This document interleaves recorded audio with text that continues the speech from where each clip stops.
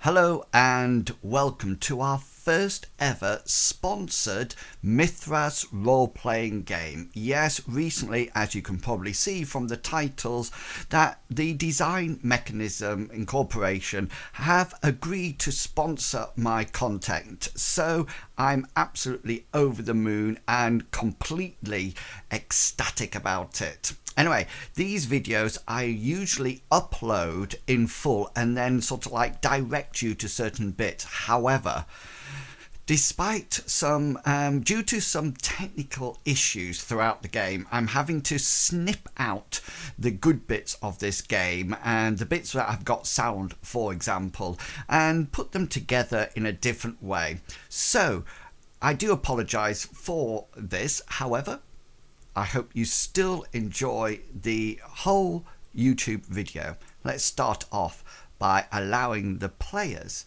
an opportunity for themselves to introduce who they are playing in the game. Hi guys, I'm Longshanks CPG. Welcome to the evening show. Tonight I'm playing Smocker the horse. He is a beautiful dapple grey with lovely black mane. He is a very good horse, at least he thinks he is.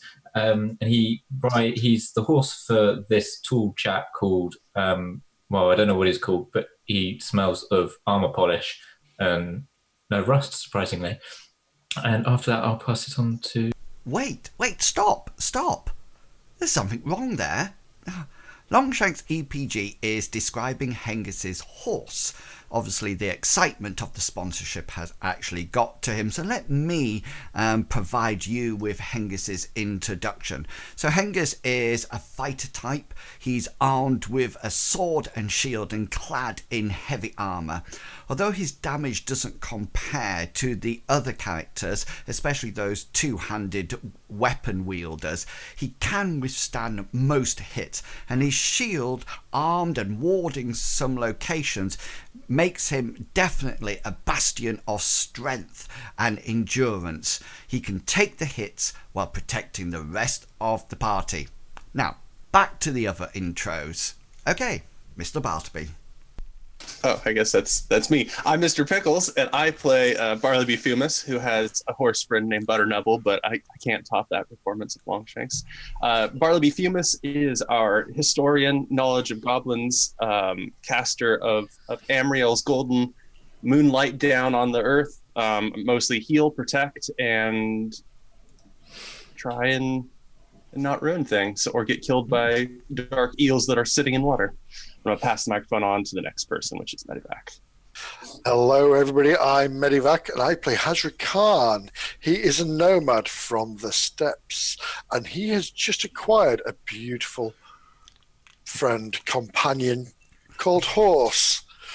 He is the group's scout, go-to tracker and forager, and he's on his way to Goodwool. He's hunting. And with that, I shall pass it on to Chugga Wugga. Hi guys, I'm Chugwaga. I play Gulliver, the apprentice sorcerer. He is a apprentice in the Order of the Kraken, which is one of the 4 sorcery orders on Odis. The Order of the Kraken, which is the blue order, specializes in spells involving around teleportation, transportation, and communication. And I shall pass on to inwils. Thank you very much. So after the player introductions, I like to provide a synopsis of the story so far. Here's over to me.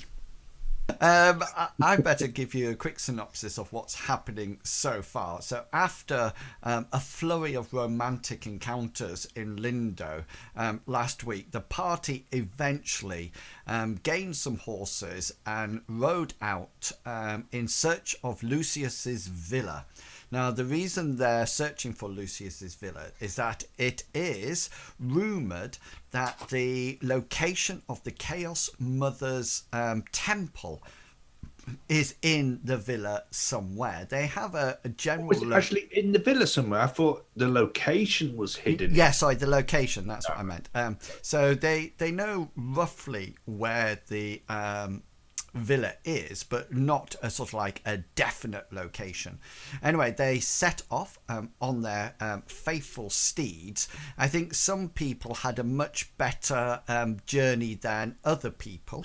Yeah. And you came across the small village of Goodwool, which you can see is marked on the map with that as that sort of like purple squirrel, I think it looks like, if you look at it closely. That's what I was going for. Anyway, you arrived there and you noticed that there was various things in the hamlet. There was some residential houses and there was a shrine that I think Bartleby went off to have a look at. Gulliver, you were in the stables. To quiz the stable boy, with him being around Gulliver's age, I thought maybe that was right. And I actually went to make sure that Diddles was okay as well. Fantastic. And then I think Hazra was out on the street watching both Bartleby at the shrine and Gulliver at the stables, and Hengus, you were still in the bar, if I remember, the tavern, and yes, you witnessed an encounter with 3 people that came in and spoke quite harshly before, and then they sort of like grabbed the tavern keeper and then left, and they looked pretty tough. And they then went out of the Lamb and Plough, I think it was called. Yeah. And the Lamb and Plough. So we're going to pick it up straight from that point. So the party gather in the tap room of the tavern in Goodwool, which is called the Lamb and Plough, and they discuss what is happening and how to proceed for the rest of the adventure, as well as how to protect their room during the night. Who would have thought that Hazra carries items around with him to block a door with? Like all head back into the tavern. If you remember, you're seated at the bottom of the tavern, if you remember. You're down in the bottom room, so you're not in your normal positions in this very similar tavern to the Hairy Hobgoblin. You know, you're slightly further down. So yeah, okay then. So everybody sort of like comes back in, and Hengus is at the bar, but you know, as he sees you coming, you return to your table, and as you come in, the tavern owner sort of like looks at you all and says, not much longer, guys, and then I'll be locking up here down here, so you'll probably have to be getting to your rooms. Oh, okay, yes. Thank you. Yeah, and you sort of like meet at the table once more. Maybe time for one last beer then, because it's been awfully cold outside. Yeah, and Hengist has a tankard of ale there, and it's sort of like a pewter tankard. But the tavern guy sort of like says, "Oh, I'm sorry, guys. I'm afraid we're shut now. Maybe early tomorrow morning when you come back for breakfast. Would it be ale then, or will you prefer something else?" Would you have any milk tomorrow?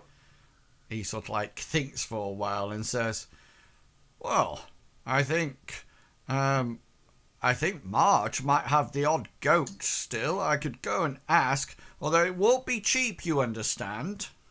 Oh, maybe just water then. Right. Yeah, well, good job. I don't like that goat in any case. It's never taken a great shining to me, and it's far too keen on using its horns and hooves, if you ask me. I think we're ready to turn in. Could you show us to our room? Yeah, and he sort of like says, "No, by all means," and he sort of like takes you up the small rickety stairs.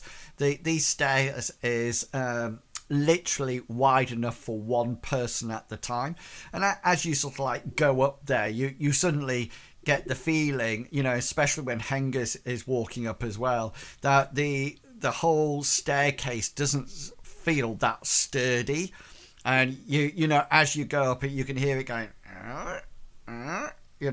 as you sort of like walk up, and you notice as you go up that it's literally, it looks like they've been wedged into gaps in the wall, in the stone wall, and then it has a banister on the other side, and he sort of like takes you upstairs and opens up what appears to be a massive common room that is above the bar and the tavern downstairs, and there's about 12 beds up here, 6 along one wall and 6 along the other. They all seem to be made up. They seem to have some kind of straw mattress and a blanket over the top. And the windows at the far end are shuttered closed. They don't have any glass in or anything, but they just seem to have the shutters closed. And he sort of like, the tavern keeper is walking up with a lantern, and he sort of like says, breakfast is normally at sun up. If you're interested, we could always provide you with some bread and maybe leftover stew if that's what you want. And he says, "Are we your only guests at the moment?" He says, "Oh yeah, we don't get many guests out here. I'm surprised. It's such a nice place." Not after the wool trade. Well, yeah." And he sort of like puts the lantern onto a stool and says, "Right, well, he sort of like thinks for a while as if he's trying to remember what he says to travellers, and he goes, yeah, sleep well." And he sort of like turns around and sort of like closes the door on the outside. There seems to be no lock. The door opens inwards to your room, and it just seems to have one of those latches, that it's sort of like a piece of wood that with a piece of dowel through it, and sticks out on either side of the door, and you just lift it up and down, so there's sort of like a gap there as well, and that seems to be it. So first thing Hazard will do once doors close is there a chair in the room? There's little stools by each of the beds. Is there a chance of sort of wedging that against the door? Well, they're just small 3-legged stools. Oh. It looks like you put something on it, maybe a candle or something like that. Right. So there's no chest of drawers or anything? Or... No, it just seems to be empty apart from these. In fact, beds. what he will do is he'll take out of his pack, I think I purchased one of these, a door jamb. And he'll place it, and he'll tap it just under the edge of the door, so it can't be opened without him taking that out. Yeah, so you sort of like hammer it into place in order to sort of like try to keep the door shut. You hear a voice outside saying, "Everything all right?" Yeah, yes, sir. Just making this room secure, because I don't sleep very well inside. I'm used to the open air, and I'd like to make sure that everything is secure. Yeah, make a perception roll, Hazra.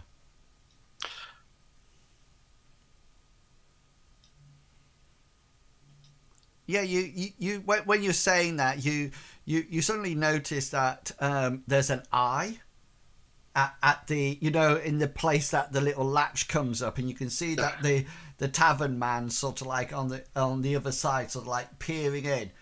Secure? Yes, it's just, old childhood habits, I'm afraid. I was never a very good sleeper. I hope you're not up to no good in there. No, we are just 4 men alone in a room. Yeah, that's what worries me. Gulliver will turn to Bartleby and say, "What are we securing the door for? Are we expecting trouble?" Well, Gulliver, I just would not like to be kidnapped again. One time is enough for this priest. What if there's a fire? Do we go out the window? Hazard will make it to any place before either of us can get there.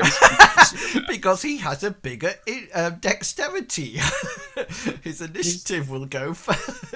Actually, he sprints across the plains. Yeah, actually, it's Gulliver that has the biggest dexterity, I think. I think we're the same. All right, so I'm glad you finished that with dexterity. I was thinking when we were eating supper, the people that went into the library and got the scrolls or took the book. Do you remember? Yes, Gulliver. I do, Gulliver. I was thinking. Well, I mean, you won't know, Hengist, but. Oh no, I don't mean that. I don't mean that nastily, but we're not from here. But Bartleby is, and I mean, they were. The description of them was pretty peculiar, tall and thick-set with angular features and short-cropped hair, and they spoke funny. I mean, and they both spoke the same. Any idea where they were from? Which part? Maybe that might help us narrow down where they came from. That's a good idea. I was thinking it might just be Finial and Ram up to their shenanigans, but... Well, I thought that too, but I spoke to the stable boy, and the stable boy said that nobody else has been through here. But this is the only road that comes through. So unless they bypass this place and carried straight on... True. We don't have much information to go on, though. I just thought maybe it would help. That's true. They may have something to do. There were 3 rather unsavoury gentlemen in dark clothes and armour who came in, seemed to rough up the bartender, although the tavern owner, but he denied that that's what they were doing afterwards, although that's clearly what they were doing, whilst the 3 of you were out exploring. Well, they didn't have horses, because ours were the only horses in the stable, so they must have been somewhere. 3 men? There were 3 of them, yes. Did you see what in they dark look like? clothes and armour. I'm not being funny, but I've tasted the stew, and it's not worth shedding blood for. Very true. So, did you see any markings on them, or do you No, I didn't see any markings on them, but they were armed, and they had rather well-fitting armour. no faces? That is very strange. If you come inside the tavern, you normally take off your helmet, or yes. And 2 of them seemed to stand sort of like nonchalantly, whilst clearly the leader exchanged some rather hushed words with the tavern owner. Hasward goes, "Please, pray tell, what does nonchalantly mean?" Nonchalant, yes. Who is this nonchalant? Is he with I don't think nonchalance is probably a word that you've heard in the steppes. No, not really. No, the songs I've heard of them anyway. I mean, there's nothing here. Well, there's the tavern, and whatever meagre income the tavern makes. Perhaps they were ruffians using some kind of protection, like we had in the farms. We used to have bandits used to come and terrorize the farmers for money to protect their farmsteads. But there's nothing here, Hazra. It's just a few buildings. So there's a shop that was down the corner I thought we might hit in the morning. Wait, when you say hits, Raid! Let's raid it! I'm gonna knock on the door. Bandit King Bartleby. we're not here for any quest. We're here to scope out the shop. So these did there any aggressive contact? Did they just talk to him, or was there more? Well, one of them, the leaders, seemed to pull the bartender close and whisper. So, as I said, some harsh words. I was trying not to draw too much attention to myself.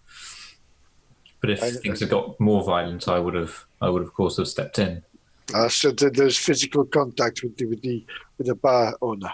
Does Hengist tell us exactly what was said? Yeah, he can tell you if Hengist wants to. Hengist would do. Longshanks can't remember, but Hengist would have remembered and have passed that. What do you think he meant by that?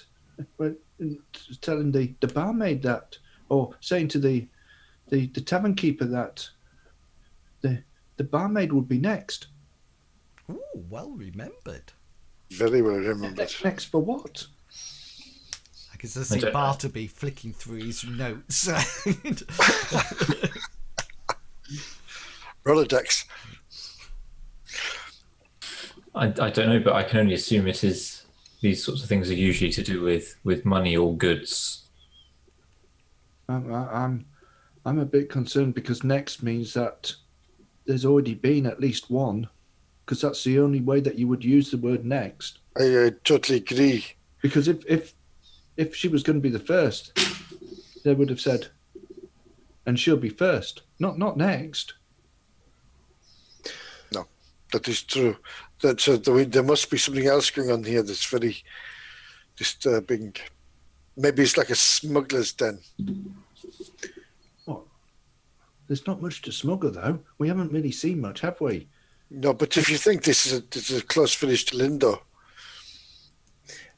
I don't think there's been many wandering guards from Lindo trafficking these areas. Smuggling would be easy. I wonder if instead that they're not kidnapping ladies like how we found those crates full of chalices in the dungeons. Maybe they're with the chalices, they're testing to see if it was the right one in that combination. What if these people are doing the same thing with people? Testing the young ladies with the chalices. That's a very good thought. Because there's nothing here. That leather shop looked dismally small. I was thinking of something else. What happens if the temple in Lucius Villa, what if it's buried underground and they're taking the people from the town and forcing them to dig out the entrance so that they can get down there and take whatever's down there, the chalice. And that's why they keep saying, that's why he said, and she'll be next, because she's going to be the next one that they're going to take prisoner to dig their way into the treasure. I think we need to save the day, guys. Just on a side note, when we came into this village, was it populous as you'd expect for a village, or was it sparse? You actually arrived in early evening, so right. So people were indoors. Everybody was in the tavern, and we opened the door, and everybody looked round. At you. That is correct. Yeah. Which probably means most of the people in the village were in the tavern. Waiting to say, don't stray off the path. Yes. Oh, we don't like them. No foreigners in here. Foreigners round here. Yes. The thing is, from what Hengist is saying, they weren't really interested in him. And to be honest with you, Hengist stands out pretty. Yes, I was very surprised about that. When they came in, they ignored Hengist and went straight to the barkeep.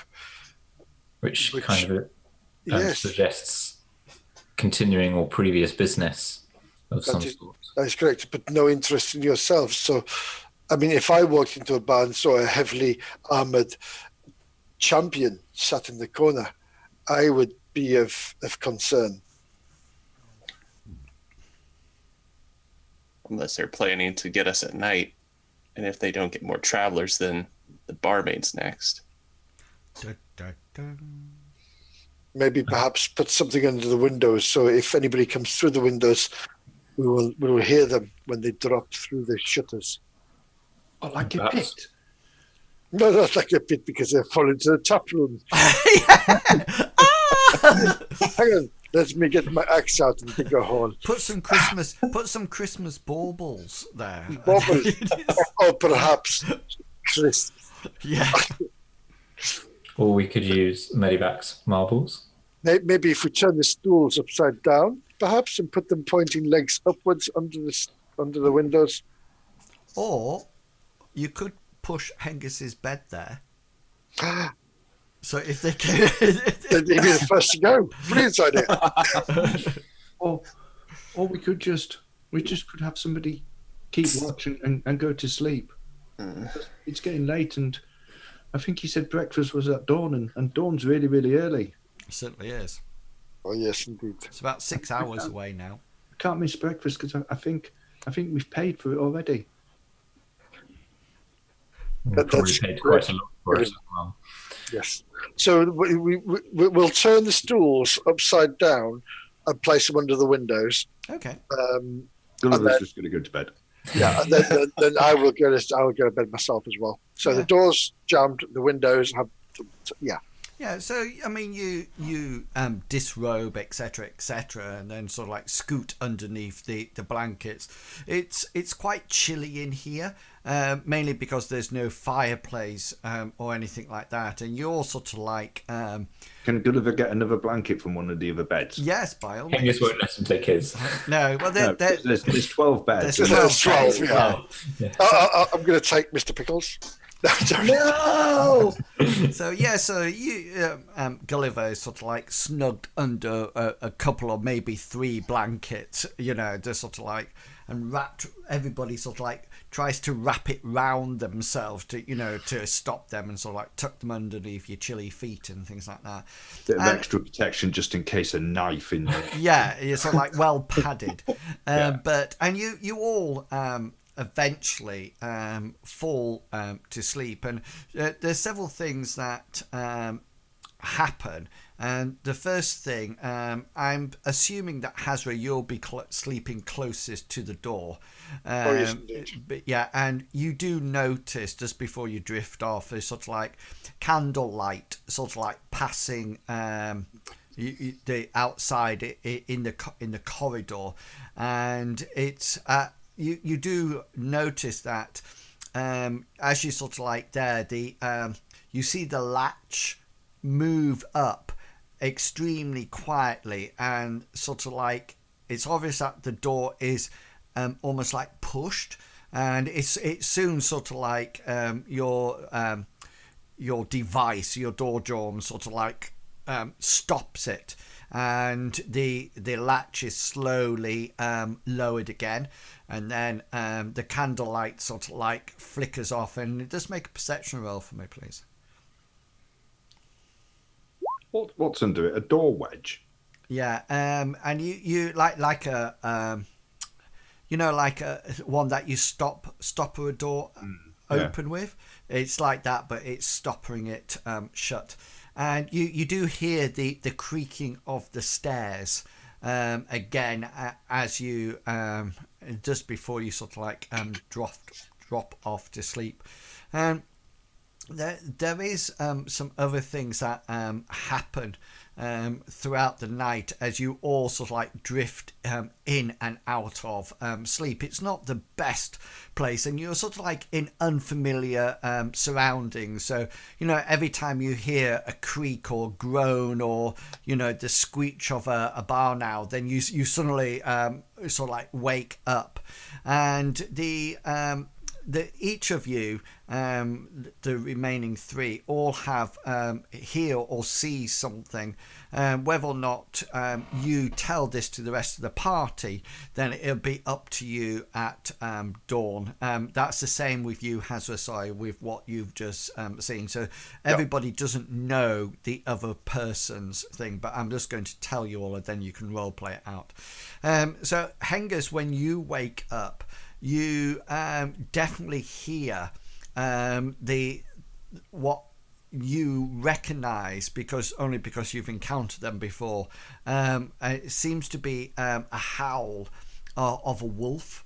It seems to be quite distant, and you just sort of like hear it, and just as you sort of like stir and wake up, and you hear it, and it's quite far away. However, shortly after that howl sort of like dissipates into the night, you hear another howl really close.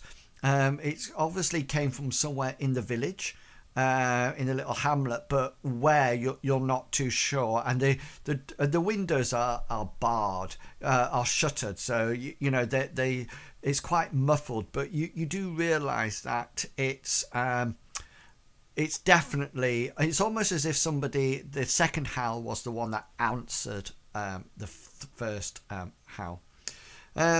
Gulliver, you have the most strangest dream ever, because you don't actually wake up, but you dream that you're back with Master Healy in the town there where you were beforehand, and everything seems to be going as normal. You know, you're in the shop, you're fixing things and everything like that, and you keep sort of like looking up from your work, whatever you used to do, and you see Master Healy there, covered in surrounded in books and scrolls, and you sort of like look over to him, and he looks up and just sort of like smiles and nods at you in a very sort of like positive way, and then you just sort of like go back to what you were doing. And you remember this when you wake up in the morning, but there seems to be no more detail apart from that. And Mr. Bartleby, who really has some terrific dreams, whether or not they're via divine intervention or just because you ate too much cheese the night before, you're not too sure, but you wake up in the middle of the night, doused with sweat, because the dream that you had involved you walking quite naturally, what appears to be in an oasis, and before you suddenly feel a pain in your left hand and left arm, and as you look down at it, you notice that the bracelet that you wear is expanding, and you notice that it seems to expand and covers your hand and starts to crawl up your arm, almost like encasing the arm in metal, and you sort of like watch it as it goes closer and closer and closer, and it goes up your arm, and then it comes round, and it just almost like starts to come up the side of your face and joins with the mask, and then it goes round your throat and suddenly starts to constrict you, and you sort of like wake up and go you know, sort of like reaching to your neck, but there's nothing there, and you check the bracelet, and the bracelet looks absolutely normal, and then you fall back into a fitful sleep before morning. And it's about, you notice that the sun has just risen. You know, outside it's still that dusky sort of like time, that early morning, when there's a firm rap on the door, and you hear the tavern keeper's voice, and he sort of like says, "Breakfast is ready when you want it, gentlemen." Azra will jump out of bed and go, "Certainly, the tavern keeper, coming soon." And you hear the rickety stairs creak and groan as he sort of like makes his way down. Just out of interest, do the footsteps going down as he makes his way down sound the same as the ones I heard last night? The ones that it sounds as if somebody was going down the stairs. Right. There would be no way to know whether or not it was him. It could have been. Okay. It could have been Hengist. You know, it's just... I don't know about you lot, but I slept really well last night. Well, at first, my friend, I had a very concerning start to my sleep because as I was about to go to sleep, when you drift off, I saw a light at the door, and then somebody actually tried our door. I saw the latch move up, and somebody pushed against my wedge, and that is not. I do not know what euphemism means, but it wasn't one of them. Last night, somebody else wanting to that was staying at the tavern. No, because they arrived later than us, and the tavern keeper left them in, and then he was showing them up to the room, and then found out that he might have lost business. Well, that is unfortunate, but I very much doubt that reason, because if that was the case, the tavern keeper would have knocked on the door and asked me to open it. Well, to be honest with you, if I was the tavern keeper and I had seen Hengist going into a room, and we all know how grumpy Hengist can be, I wouldn't have woke him up. That much is true, my friend. I would have said, I'm sorry, new person, but maybe I can make you up a cot by the fire in the tap room. Yes. Have you seen the size of his sword? So yes, anyway, that is what happened. I mean, it's a little bit concerning that somebody, maybe it is as you said, maybe I'm being paranoid. Did everybody else sleep fine? The thing is, Hasbro, it could have been anybody. It could have been a thief. It could have been Finiel. It could have been the barmaid coming to ask for our help. We'll never know, because you had a bit of wood underneath the door. Mr. Bartleby. Right, sorry. Yes, you are true. This is true, but I would rather be safe and alive than dead. It's true. Could have been those people coming back in the middle of the night, ready to do some sort of mischief. As Gulliver says, we will never know. Master Healy always used to say to me, if and hands were pots and pans, there'd be more trade for tinkers. Yes. Breakfast, anyone? Yes, breakfast sounds a good idea. Mr. Bartleby, how did you sleep, my friend? Fine enough. Crazy dreams. I'm just glad I wasn't strangled in my sleep or assaulted by nighttime visitors. And it's always tomorrow. Tomorrow's another night. I'm sure we can fit it in somewhere. I was too tired last night. Gulliver's going to wash up if there's a bowl of water or something, and then go down for Yeah, well, you sort of like the water will probably be brought to you once the door is allowed to be opened. You know, and you've got your chamber pots there, or sorry, your buckets that that the barmaids will probably empty for you, and you sort of like head down. And you notice that on the table there's some water, drinking water, and some ale, and what appears to be last night's mutton stew that has got that solidified fat over the top of it, and a couple of what appears to be freshly baked bread. So freshly baked that it's actually still warm. And he's the tavern's keeper says, that's our best bread, that is. You know, we save that only for the special people. And he sort of like it smells absolutely lovely. Did you have any more visitors come to stay last night after we had retired? No, he says, I retired shortly after you. Oh, my friend here said that he thought maybe somebody else had tried to come into the room. Why would anybody want to do that? I just thought it was somebody else who might have arrived late. No, there was nobody. Can I make a insight roll when I'm asking him this? Yeah, by all means, roll away.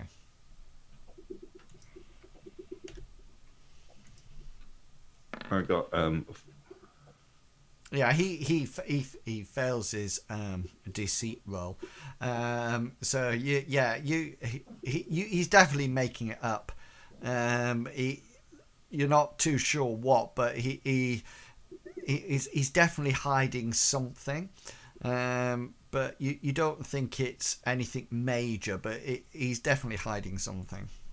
Yes, no other people enter the. I went straight up to bed, and then that was it. That's all we had time to do. Enjoy your breakfast, gentlemen. Enjoy your breakfast. There Thank was you, one more kind thing sir.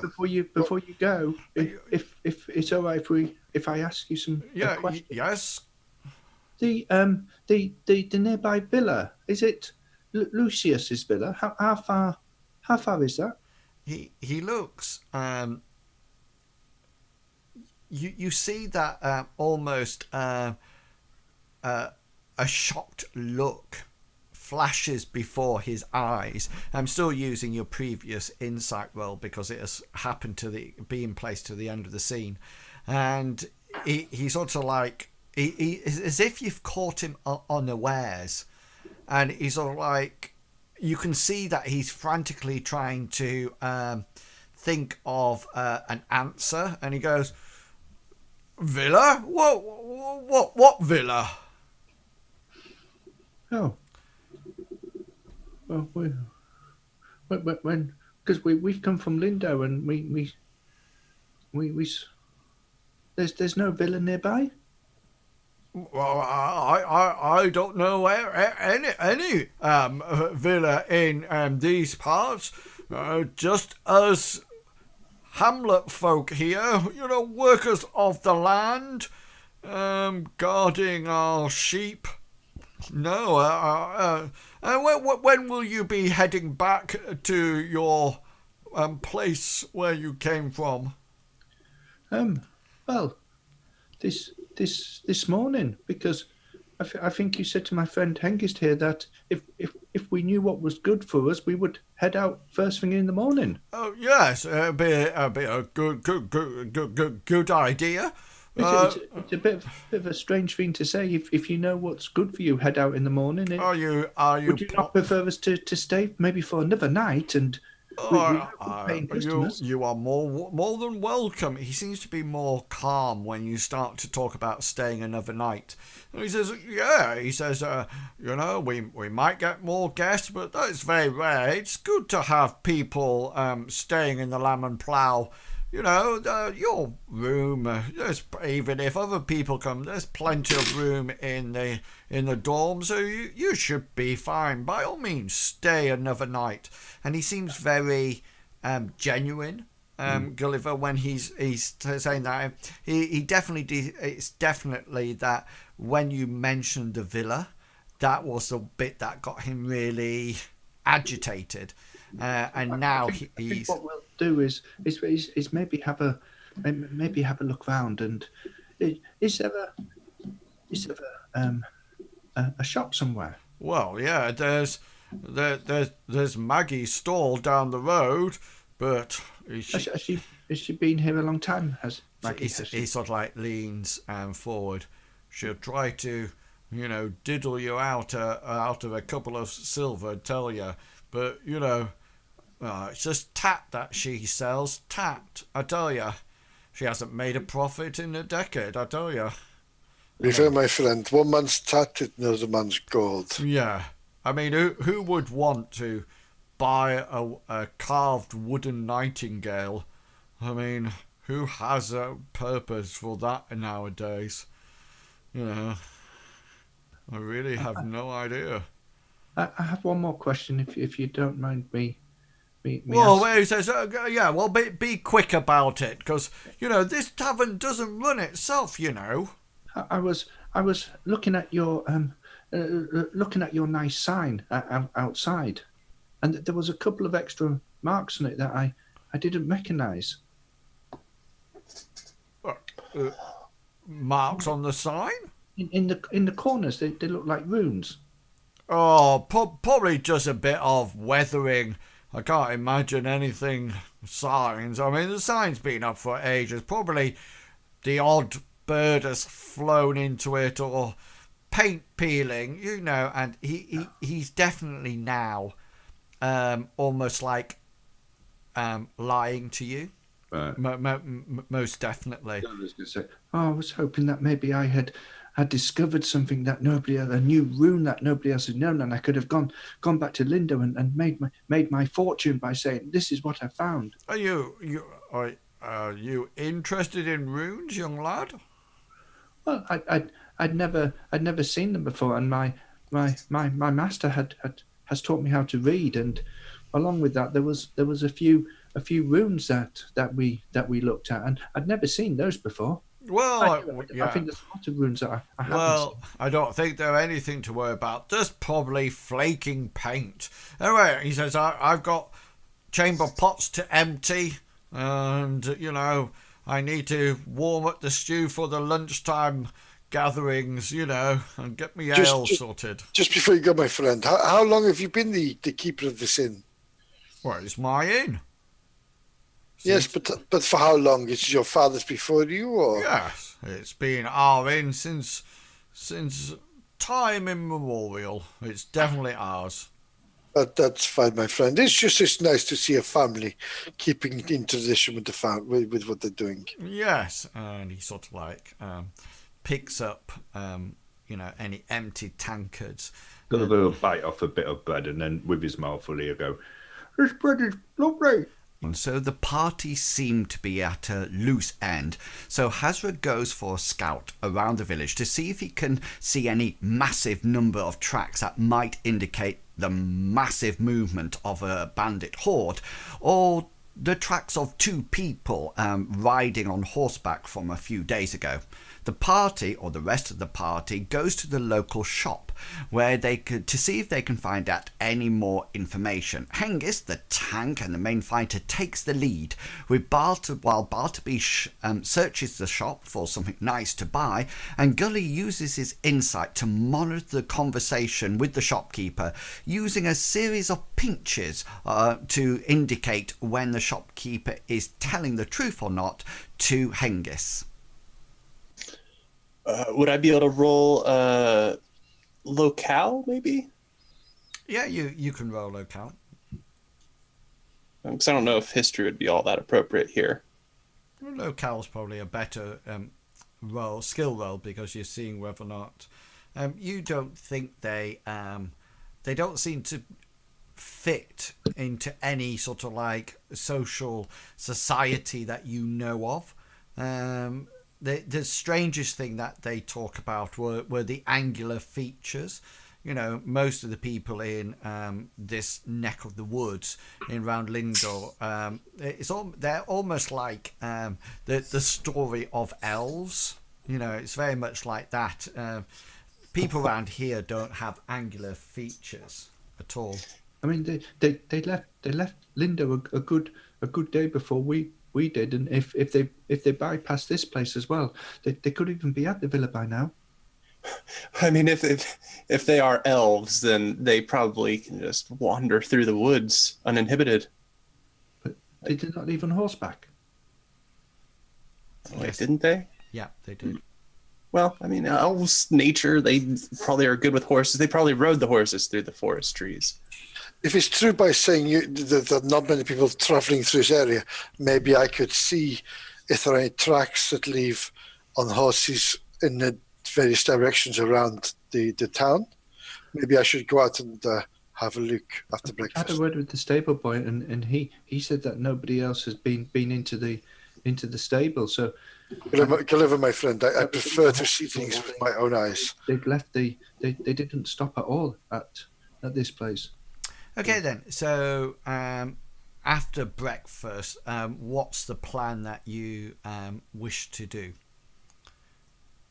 That's what I was just going through now. So we either carry on our way to Linda, to Lucius's villa and try to catch up, or we spend some more time here and see whether or not we can find out anything else about the strange going on that's happened last night. Gulliver, my friend, if you give me an hour, I will skirt the village and I will see if any tracks with horses that pass nearby. It's for my own peace of mind more than anything, but at least it would give us a point of view of if any horses have come this way or any strange tracks.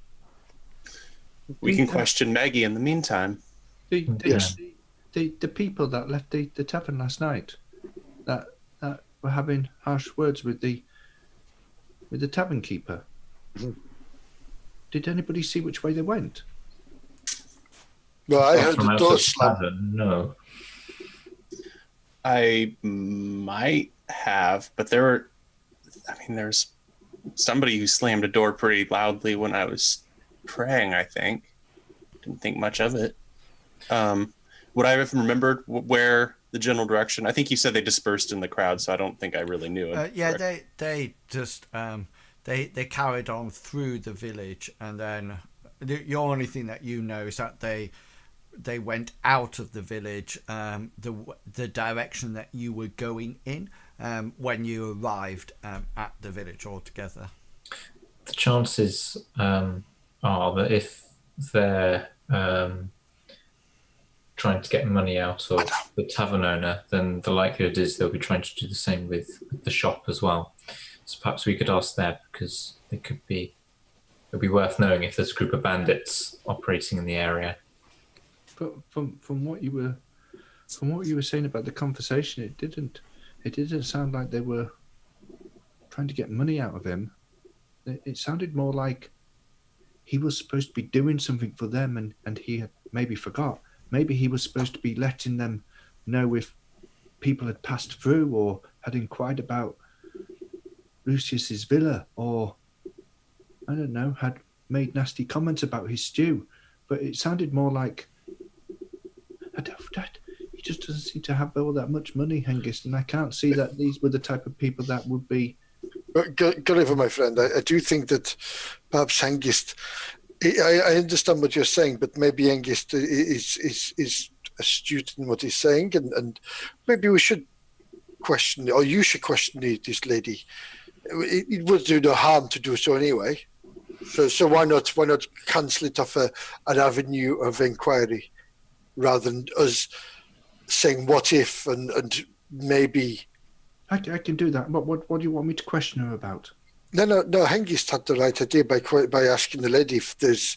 What was it, Hengist, you want to do? Ask the lady about those people? Well, yes, just to see if we can find more information about them, because as I said, the likelihood is if they're doing something with the tavern keeper, they could be doing the same thing with the shopkeeper. Mm. You ask whatever that is. I'll watch her carefully, and I'll poke you in the back once if she's telling the truth, or twice if she's lying, and then you'll know how to carry on asking questions. That's a very good idea. While you're doing that, I will go out to the village, and I will go around the village to see if I can see any tracks of who has come and who has gone, or what has come and what has gone. Okay, then. So let's do that roll first, Hazra. So Hazra sets off to sort of like skirt around. And what exactly are you looking for? I'm looking for, as Gulliver has said, there were horses that have come through here but not supposed to have come through here. So I'm actually looking for horse tracks or any unusual tracks I would not associate with a village comings and goings. Do you know what I mean? I mean, Hazard's been involved in a lot of villages in his time, so he has a rough idea of just meanderings rather than any fleet. If there's an ostrich track, he's never seen an ostrich. So he'd be like, "Oh my god!" Yeah. Okay, then. I'm not sure what you. Just to see if any horses have come through, because according to the tavern keeper and the stable boy, no horses have been through here recently. He's looking to see if not any horses. Yeah. So any horse. The village. Yeah. So you're not going to be able to pick up any tracks in the main thoroughfare? No, I'm looking to go the outside of the village and look for any horse spoor, or anything, Okay, then, yeah. So manure. it'll take you a good hour to go Yeah, round yeah. the village, sort of like keeping out of people's lands, out of their gardens, etc., etc. So, Hengist, Gulliver, and Bartleby, what are your plans? Our plan is to go to the to the shop, the general store of this wool place. I thought we were going to Maggie's shop. Is that the same? Yeah. So, I think there's only one store. It's are all three of you going together then? Yes. Okay then. Let me just. When you get there, you need to say, "Hey, Maggie, I got something I want to say." Anyway, Okay, so there you go. So that's the tavern that you've just come out of here, and this is Marjorie's shop. You notice that as you come out the tavern door, the barmaids are busy mopping the floor, etc. And there seems to be a few people sort of like sat around or standing around. There doesn't seem to be a great amount of hustle and bustle in the hamlet. If anything, it seems quite lazy, and the only sort of like major place that it seems to be doing business is the Lamb and Plough. The rest of the thing that you notice, various people are going up to the shrine and putting offerings down, and you also notice that there's various children running around. Generally, as you look around at the people, they don't seem to be well attired or anything. This is definitely some kind like a run-down hamlet. It's almost as if its wealth has long ago been sort of like eradicated, and that it's definitely a poor place. So is there a sign outside Maggie's?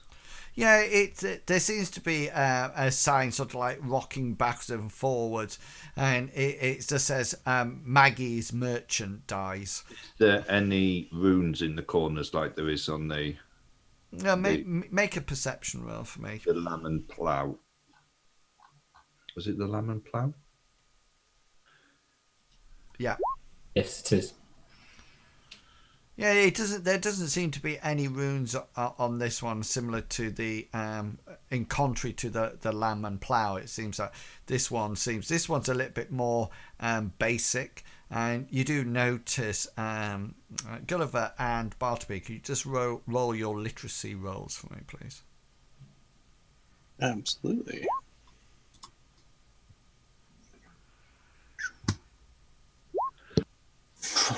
Yeah, Gulliver, you noticed that Maggie is spelt incorrectly according to your eyes. It's actually spelt Maggy, and the merchandise underneath,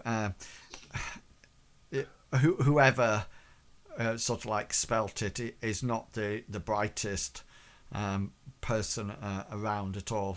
But nobody seems to be bothering with it. Has anybody gone in and out the store as we've been moving up to it? Yeah, there seems to be a regular trade going in and out. They seem to be bringing out very sort of like basic stuff, like maybe four candles, a couple of 4 candles, and also maybe some rope. I don't think Mr. Pickles gets the. no. Pickles, I'll link it to you later. 4 candles. Yeah. And, okay. Yeah, you guys have linked that to me before. I thought you were talking about the 4 candles in my inventory. no. You got 4 candles. You got 4 candles, yeah. You got 4 candles. What do you use them for? Replacing 4 candles with. That's right. Yeah, you notice that people see it seems to be more of a general store rather than food or anything like that. It's almost like the hardware store and things like that. Don't forget, Hengist. 1 for truth, 2 for lie. Roger. No, sorry, I understand. Unlip your arm. That might be better, because otherwise you might make a bit of a tinny noise. Unlip your arm.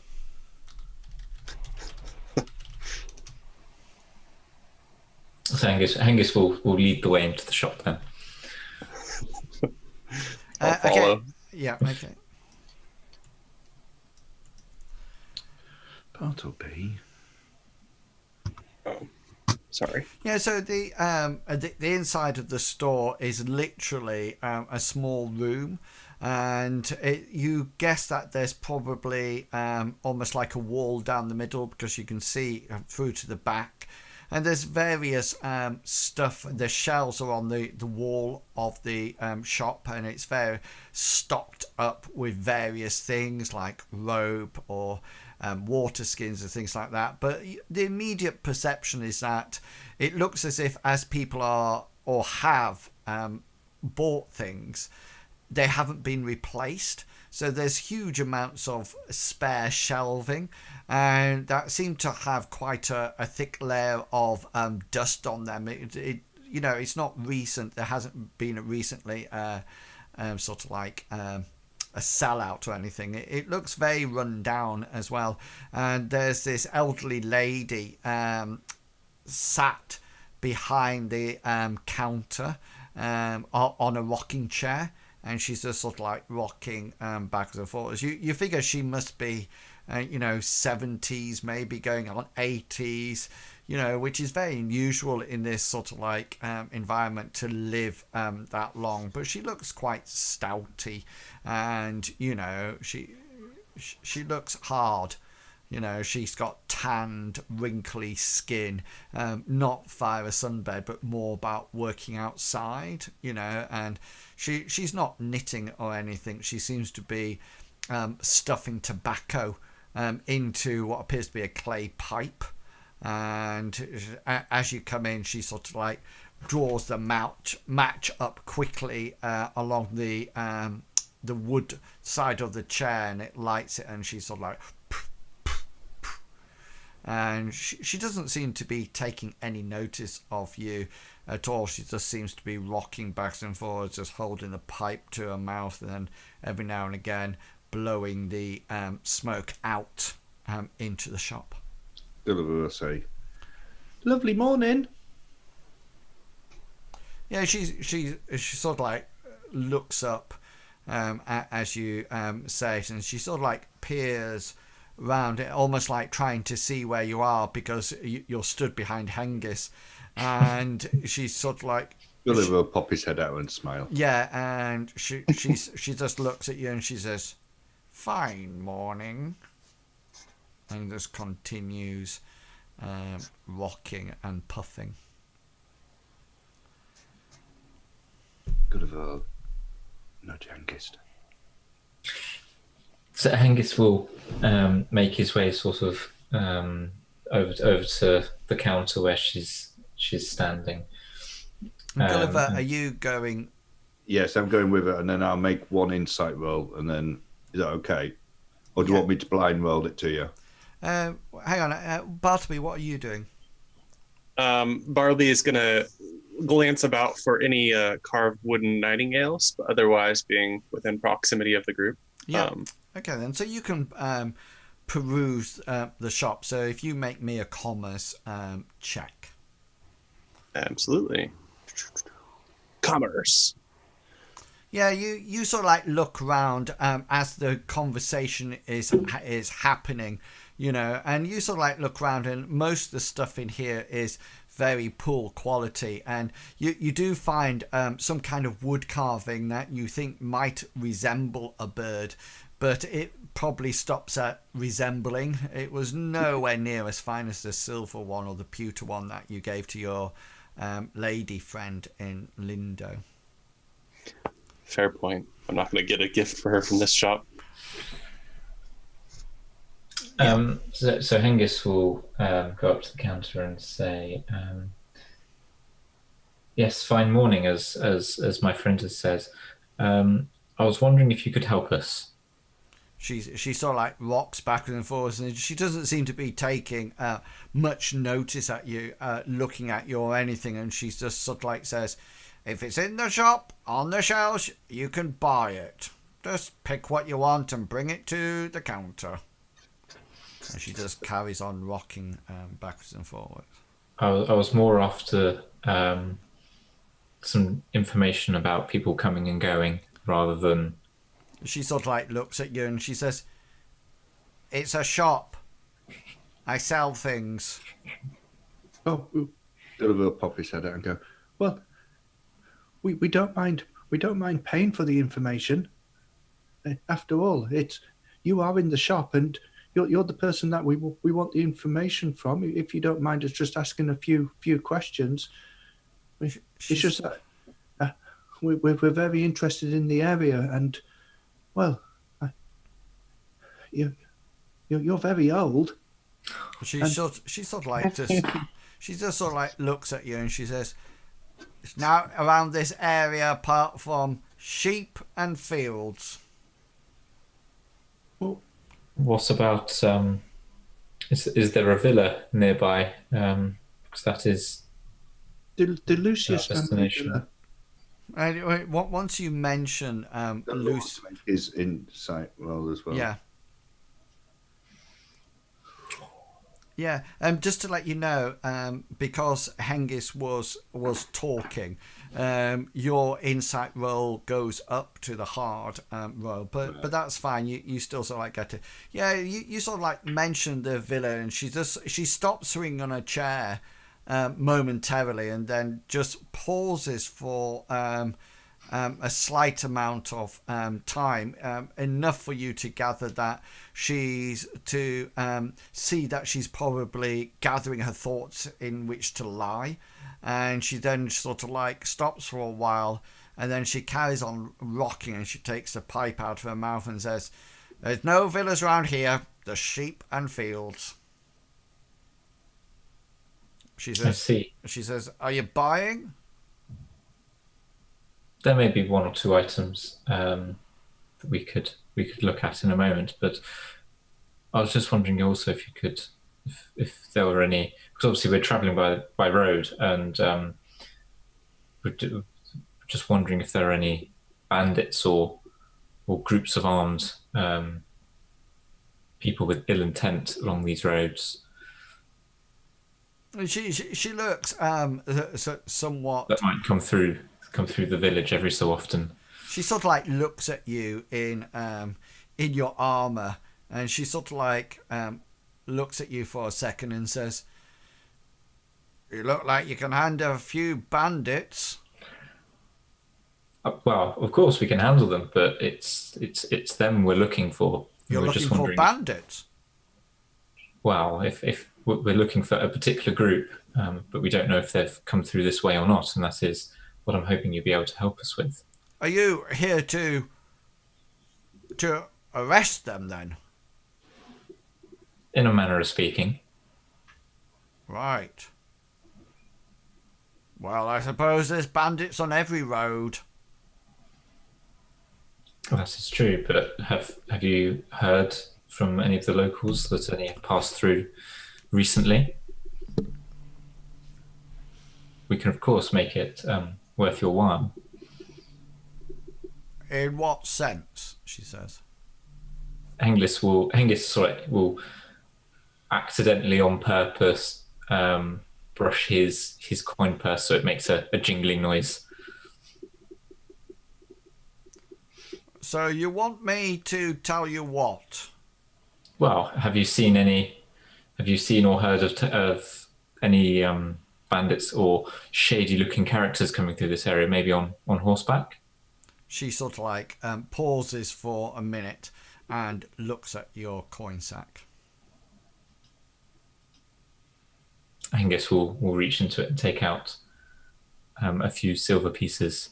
How much is a few? 3 is a few. He will take out 4, put 3 on the table, and then pop 1 back to make it clear that there is more in the bag, in the purse than. Yeah, she sort of like reaches out and slides the coinage off the off the counter and sort of like secretes it somewhere in the robes of her dress and says, "Nope, nobody been through here." Is she lying? Yeah, she is. Gulliver, You figured that this is a major thoroughfare in any case. If you Gulliver pinch Longshanks' arm twice. okay. I see. How about any travellers who wouldn't particularly use this road very often, or how about the general sort of like traffic of road? Is there lots of farmers taking their wares elsewhere? Elsewhere, Well, down the road up to Gulliver. She's looking more confused now than lying. Gulliver pinch Hengist's arm once.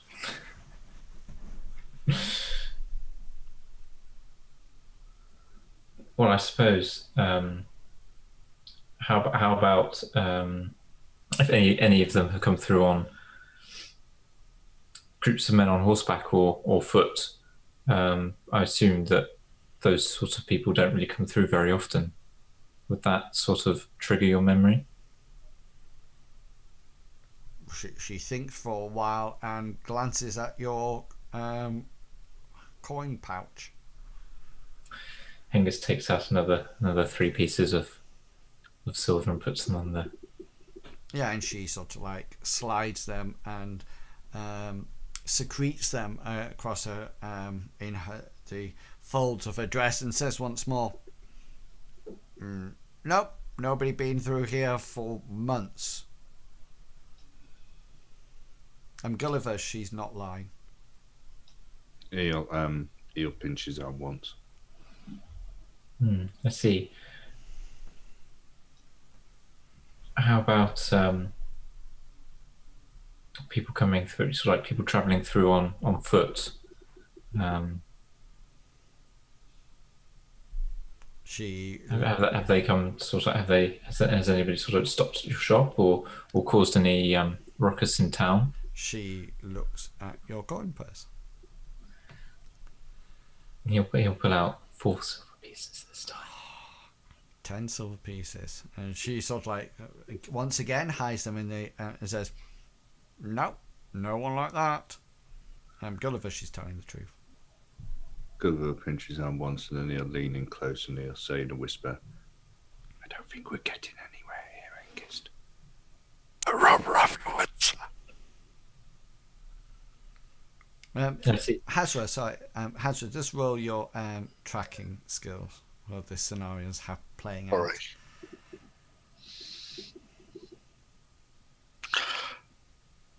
Oh, there it is. Right, sorry, here we go.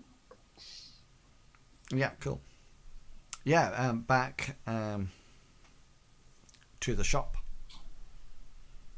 Any door slammers, miss? She looks. She sort of like notices you over by the shelves and says, "Door slammers." People who've come through town slamming doors abruptly. She says, "Is that a thing now? People walk through towns and slam doors?" Let's hope not. I thought I heard. Don't mind me, miss. Don't mind me. She mutters something underneath a breath, and she says, "If you're going to buy that nightingale, buy it. Stop looking at it." Well, how much is it? I can't find a price etched into it. "For you, a golden deal of 50 silver pieces." I carved that with my very own hands. I believe it, miss. I very much believe that. It's a bargain.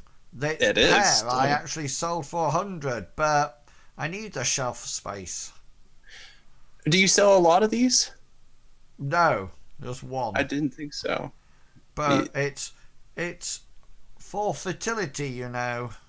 Oh, I know. I'll look at Hengist. And she sort of like looks at you. Gulliver take a step back and just sort of like shake his head. They're flying off the shelf. But you have smoking tobacco, miss. Surely you must sell something here to make enough to purchase smoking tobacco.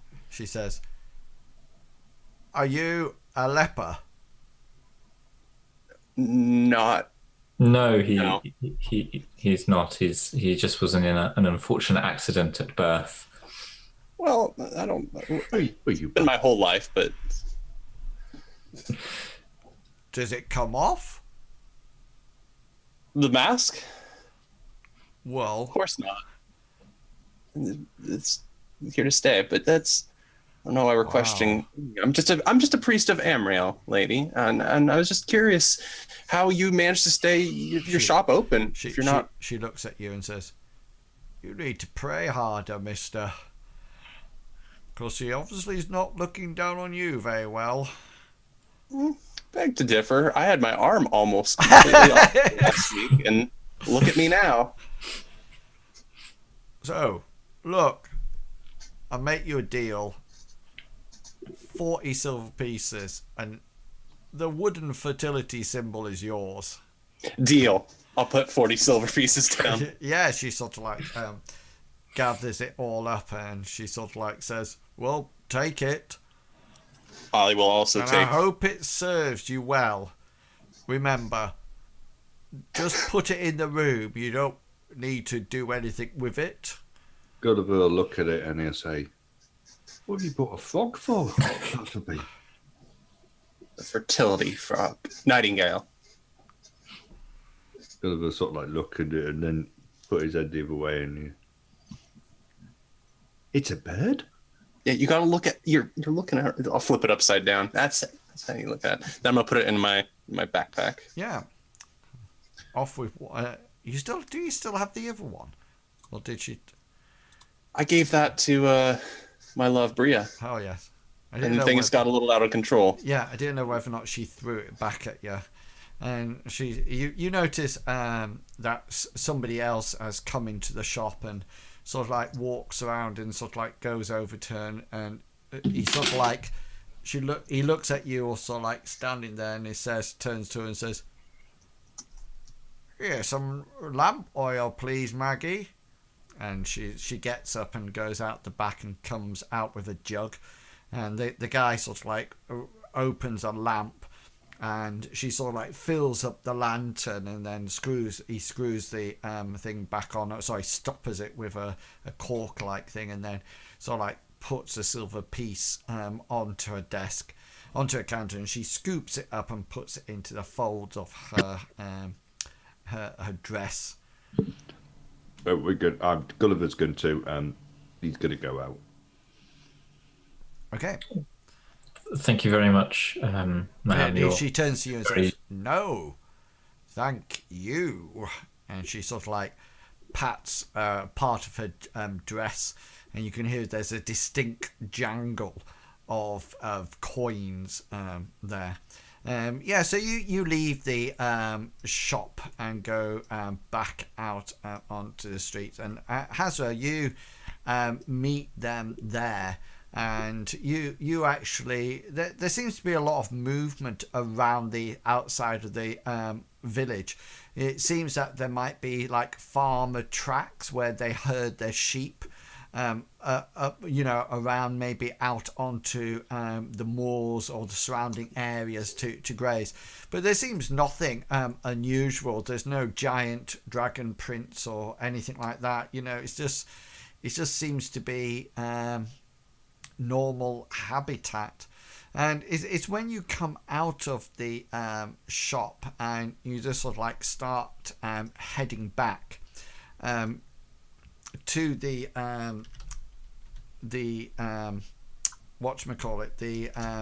tavern, for want of a better place to go, when you hear a psst psst sound from the alleyway to your right, Bartleby, as you sort of like head out, and there seems to, you sort of like look over and you see what appears to be, and well, it definitely is. It's one of the barmaids from the inn, from the tavern, and she sort of like, she goes psst, psst, and you sort of like look over, and she sort of like signals to you quickly to join her in the alleyway. So the party decide to leave Goodwool, not asking any more questions, and head back the way they came. It's a part of a complex plan to ensure that they're not being followed, and not to put any pressure on the inhabitants of Goodwool should the bandits find out that they have been asking questions. Anyway, they plan and they make camp and sleep through the night, and the next day they set off going along the road to see, well, I'll let them tell you.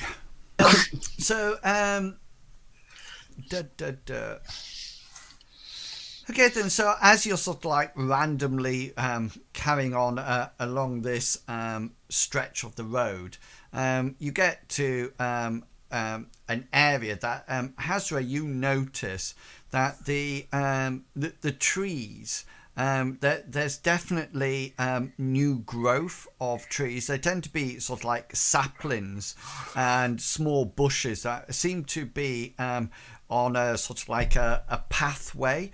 It obviously has been a pathway once that goes south into the forest, but it's not sort of like, it's not clear that how long it's been not a path. It definitely has saplings growing in it. They're not huge trees, and there's underbush and things like that, but it's quite noticeable as you ride past and suddenly see this sort of like change in the woodland.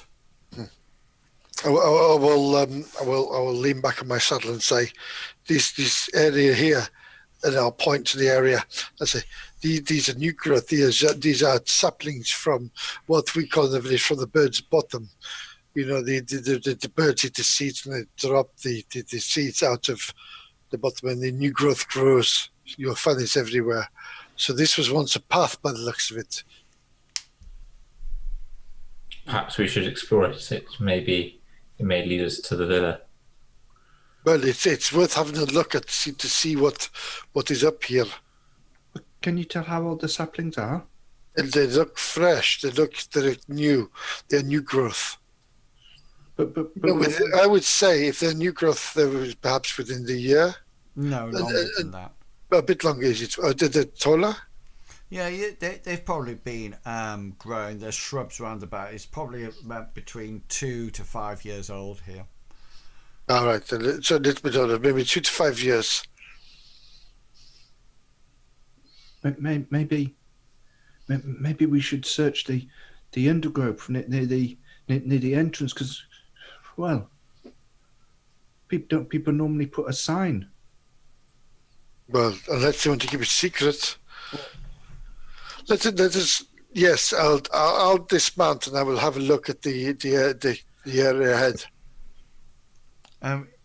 You mean round the yeah, new growth, round the entrance. Yeah, the entrance to where this new growth is. Are you sort of like looking round for a sign? Is that what? Oh, you're no, no. I'm looking for. I'm not looking for a sign, because a sign would be like, oh, sign. I'm looking for any footfall, any broken, snagged twigs, any sign of disturbance down this path. There's obviously snapped twigs down here. It doesn't look like there's been a horde of bandits going up and down this road at all. But there's snapped twigs, and but that could just be from normal wear and tear. Yeah, fawns or whatever walking through. Any sort of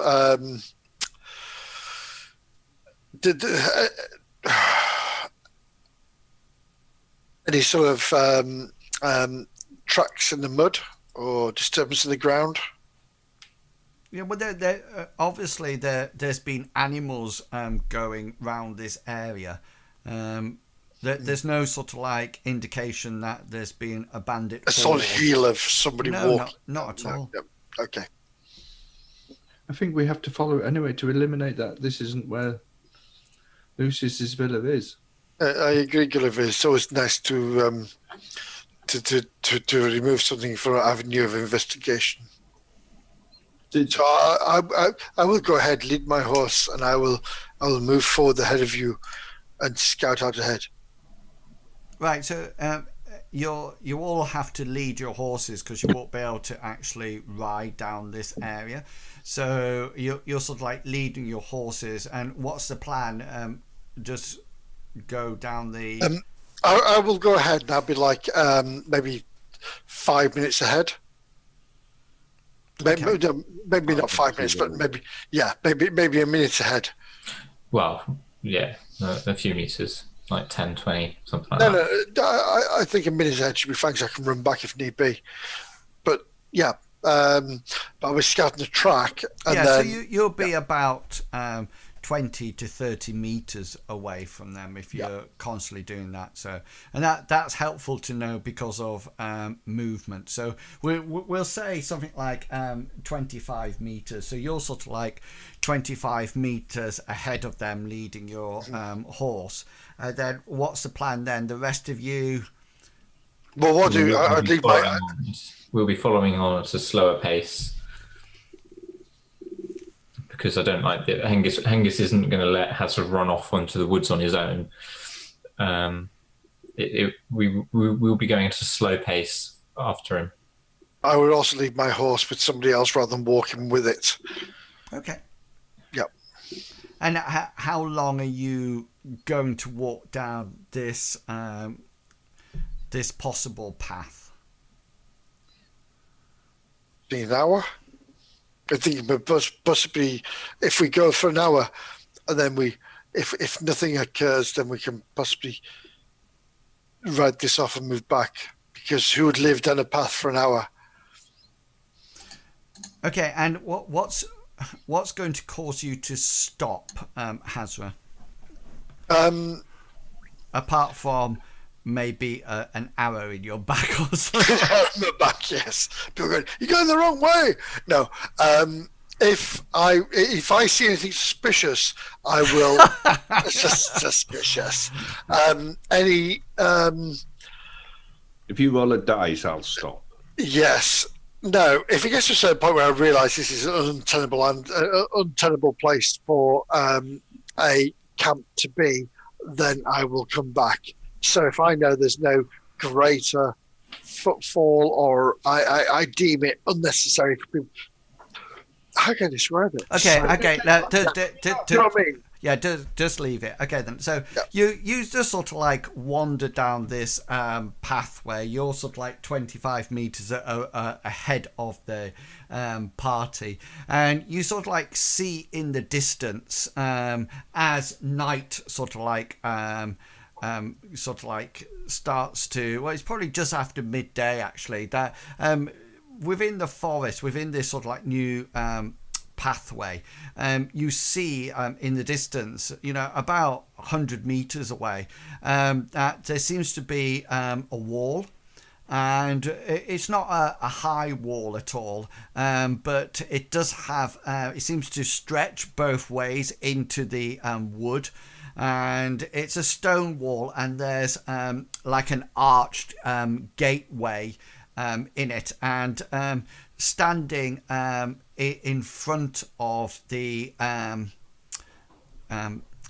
gatehouse, on the outside of the gate, Hazra, you as you sort of like suddenly crouch down, that you notice that there's two of the bandits sort of like stood on guard either side of the gate. At last the party find the wall to the villa and set about scaling it. Successfully scales the wall, and with the guards just a few meters away, they make their entrance silently into the... no, wait. Okay, so roll your athletics. Yeah, so you quite nimbly climb up this rope, and you can see the following. And I'm going to assume that you I watch. will relay the information as well. Exactly. So I'm just going to move you off Hazra just so I can draw over the line, and then I'll pop you back on. You can see probably down to there.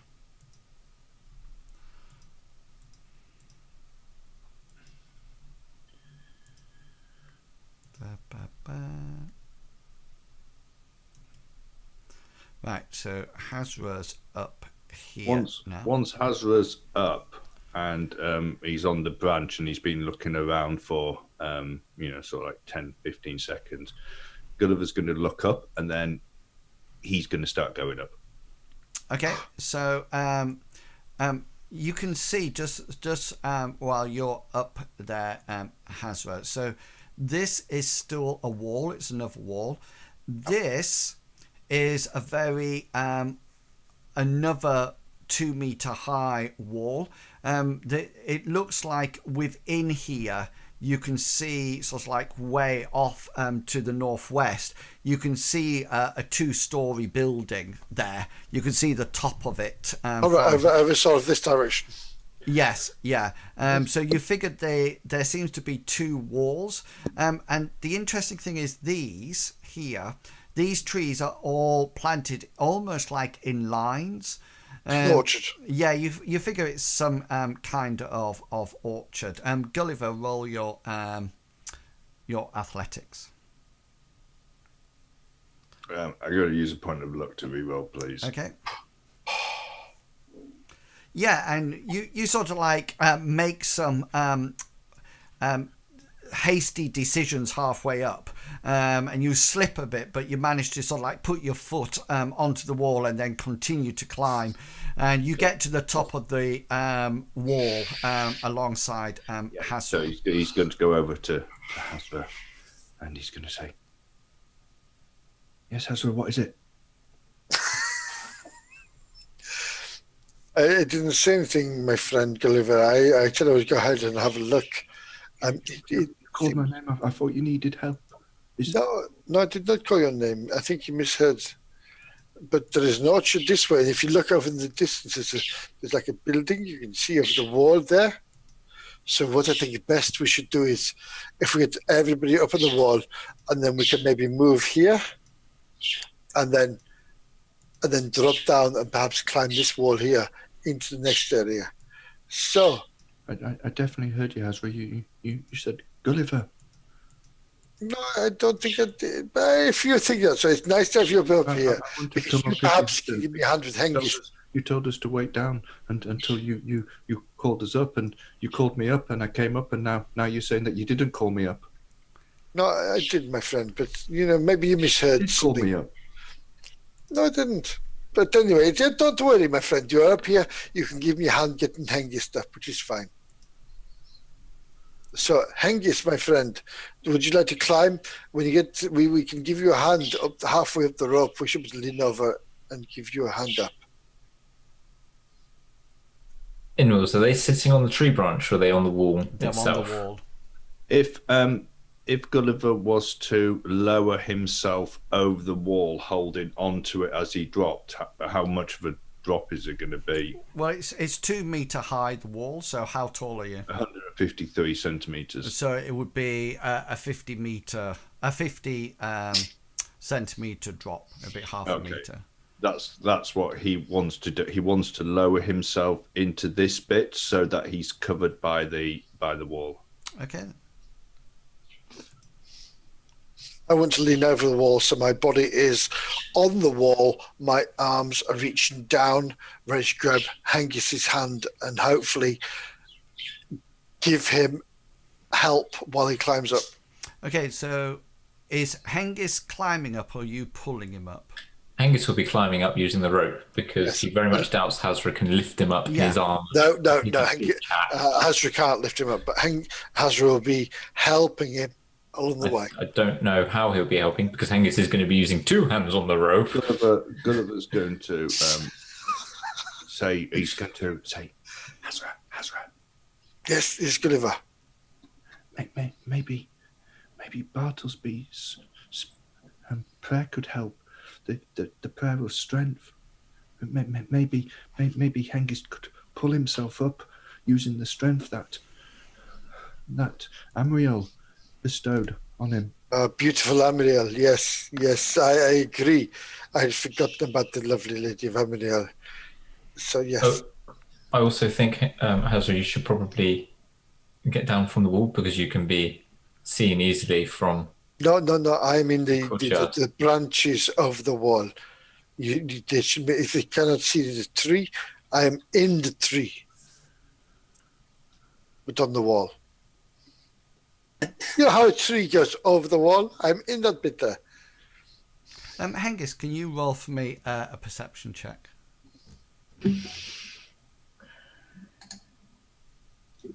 A nice thing. You, while all this conversation is going on, you actually do see coming down this way towards you seems to be one of the bandits from the I'll make it a bit smaller, doesn't it?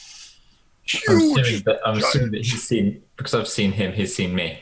Well, you're sort of like just on the corner. He's obviously, you think he's probably heard something rather than anything, and he is walking quite purposefully down, and so a lone bandit guard comes down to the party, and they burst into action. Initiative is rolled, and they try to ensure that the bandit doesn't raise the alarm because they probably don't want to alert the whole villa.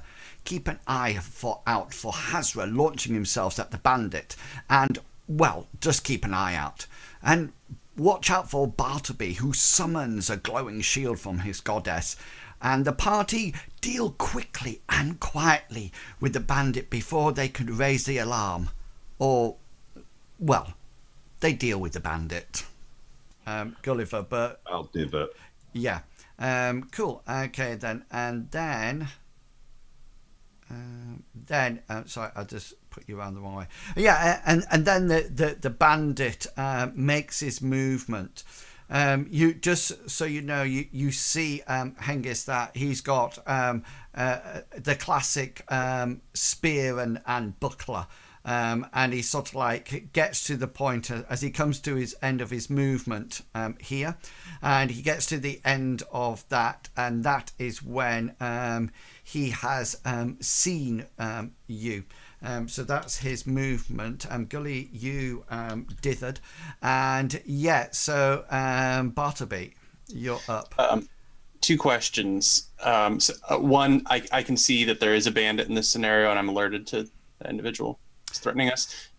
Would I be within range of touching Hengist? Because they were talking about me doing my might prayer on him. Probably no, because Hengist would have been right next to the rope.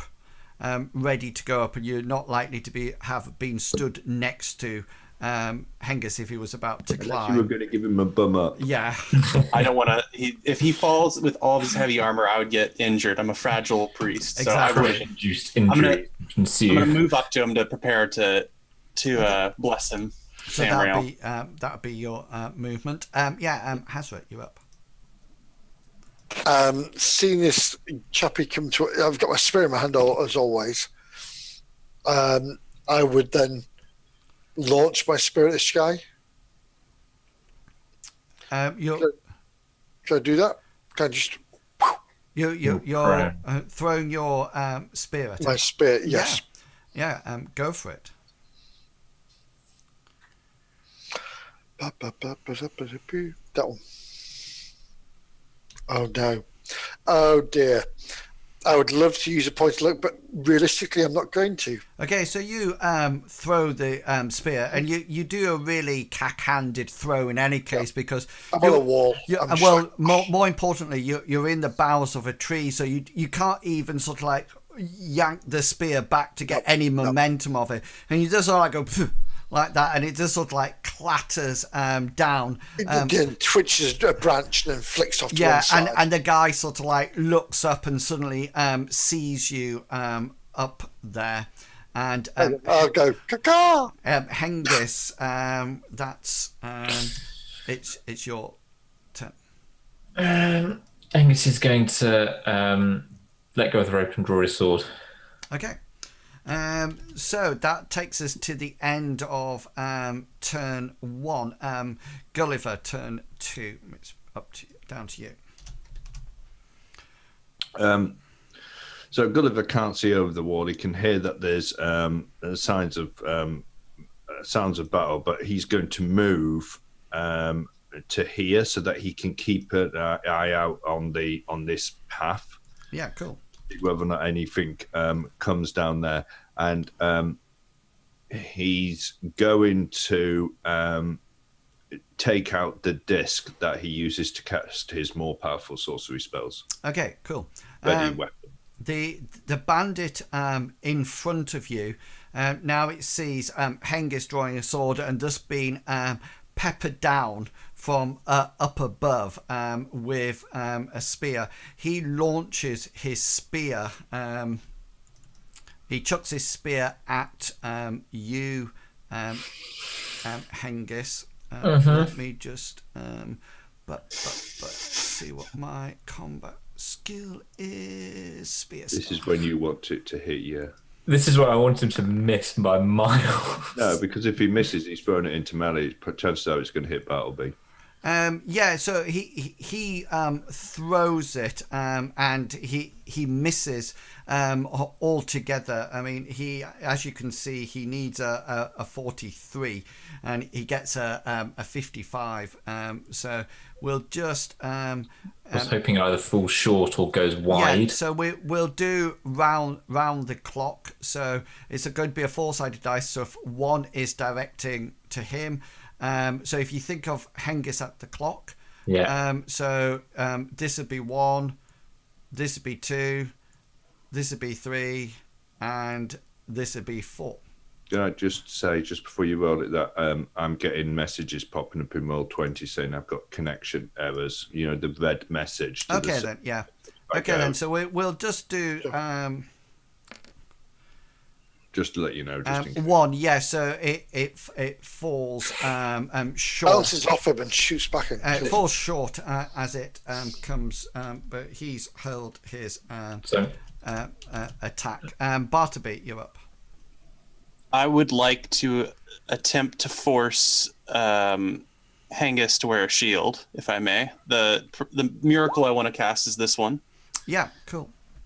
And I'm hoping to use a point of luck if I fail. Here's the money. No, that's a nice thing. So that will come out as a huge shield, will it not?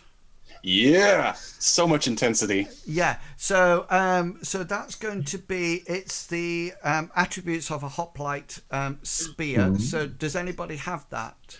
I can grab that up very quickly. It's fine. Yeah, you might want to save that. I'll be using that on you all the time. It's very similar to what I've got, but slightly bigger. It's immune to damage. Okay, so you've got you've actually will have 4 passive block locations. However, you would have to take a free action now, Bartleby, to do ward location, which is a free action. So you can take your free action now once the spell is cast. So you have 4 locations that it can then passively block. So okay, so yeah, he'll use his when it's his turn. Sorry, yeah. Yeah. So Bartleby, which 4 locations do you want to passively block with your spear, your shield? Oh, I thought I had created the shield on Hengist's arm. Do I have to pass it? No, but it's your shield. Oh, you're choosing the location. It's your chest, abdomen, left arm, right leg. So you because it's your shield that you're sort of like providing via your goddess, then you can choose where you would like it to passively block. So what's the... You can do 4 locations. If you just type it into the chat, Yeah. then that would be absolutely fine. And we'll move on to Hazra.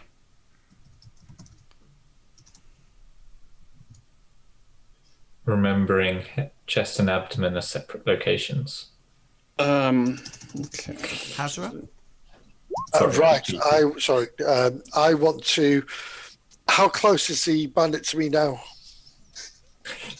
Well, it's at the bottom of the 2-meter high fence wall. He's underneath me. Well, he's slightly away from it. If he was underneath you, he would be there. Between 2 and 3 meters. Yeah. Yeah, I want to throw myself at him. Okay, then so you're throwing yourself off the... Oh, hell yes. Okay, then. Yes. I'm going to dive through the air like a falcon. Okay, then. So roll your Part of me wants him to fail and hit his head on a tree branch. No, it's not funny. roll your athletics roll for me, please.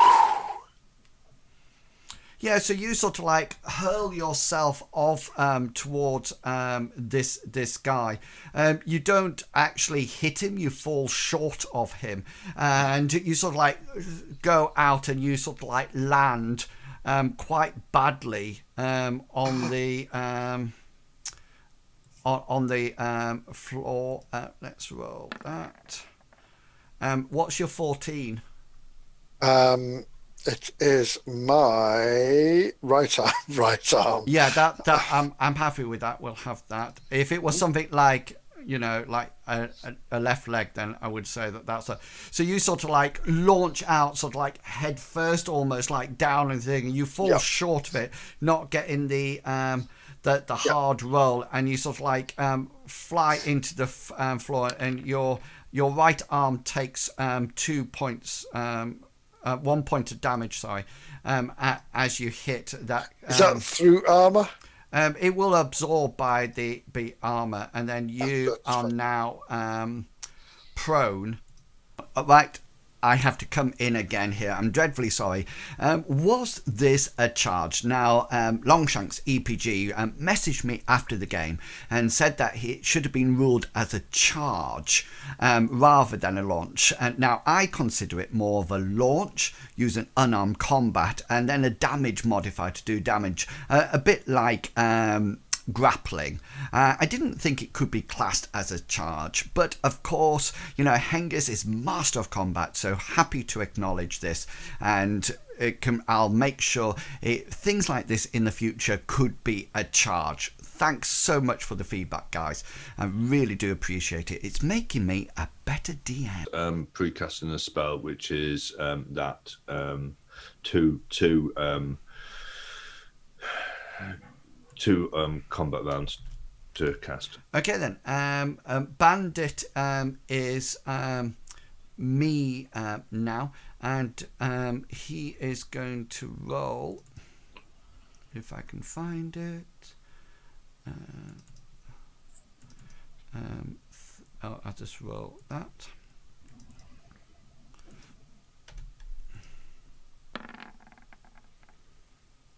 Yeah, he tries to get out of combat. He seems to sort of like be trying to get away to run back to the thing. He takes a couple of steps forward, but you manage to sort of like follow him round as he tries to back away, so he doesn't make his evade roll. And you do notice, however, that he uses his free action now, and he shouts out at the top of his voice. He shouts out, "Intruders!" Like this, as he sort of like is trying to back away. And that will bring us to you, Bartleby. No actions. Okay, Hazra. Yes, I would like again to dive at the chap's legs and try to bring him to You're the ground. prone on the Yeah. floor. Yeah. Oh, sorry, I'm prone, aren't I? Yeah. So yes, in which case I will stand up. Okay. Cool. Oh, I've used my free action, haven't I? Okay. Yes, and Hengist. Angus has no free actions, which is really annoying. But he's going to use his last action to make an attack against this bandit. Yeah, cool. Go for it. Yes, that will hit him. He will. Yeah, he's sort of like backing away, so you'll have special. I need your special first hit location and damage. Okay. So he's going to do.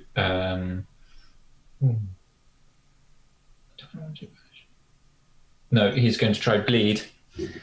And then you want hit location. Is there? Yeah, just hang on. Right leg.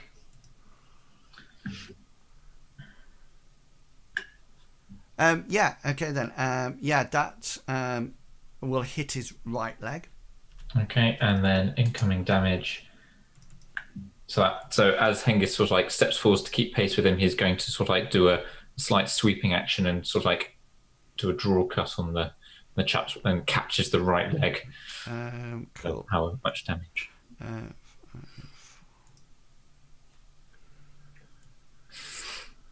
Going for the carotid artery. Yeah, you get through his armor. He seems to be wearing some kind of light armor, and you sort of like hit his actual leg, but he doesn't fall or anything like that. And I think that's the end of round 1. So we'll go into round 2. Gulliver. So Gulliver is the second round for his spell cast, so it will come off and he will be holding it. His basic thing is if anybody comes around this corner, Yeah, got you. coming down this way off the path, heading towards try to get to the to flankers, then he will release his rack spell. Yeah, cool. The guy tries to evade again and fails. Bartleby. I would like to use my turn to move. I'm gonna move up to Hengist. Okay. If I can. Just to let you know, the guard the bandit used his free action there to continue shouting, as you were sort of like busy, sort of like moving, etc. So you've now moved up to Hengist, and Hazra, it's your turn. I would like to, again, this guy shouting intruders, I would like to dive at him with the hope of grappling his mouth and put him to the ground. Yeah, so the thing is, you're going to grapple him, yeah? Hmm. Okay then, so you used opposed roll of your unarmed combat skill compared to me. So therefore, I will Sorry, use... I thought it was bronze, so I'm very disappointed now. So here we go. Oh no! Yeah, can you use a point of luck and re-roll? Yes, yeah.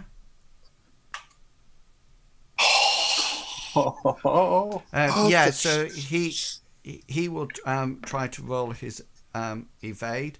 He gets a 92 and fails, so therefore I need...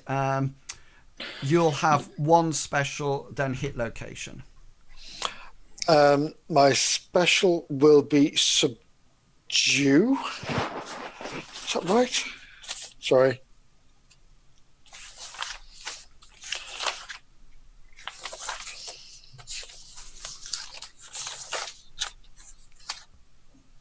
Offensive.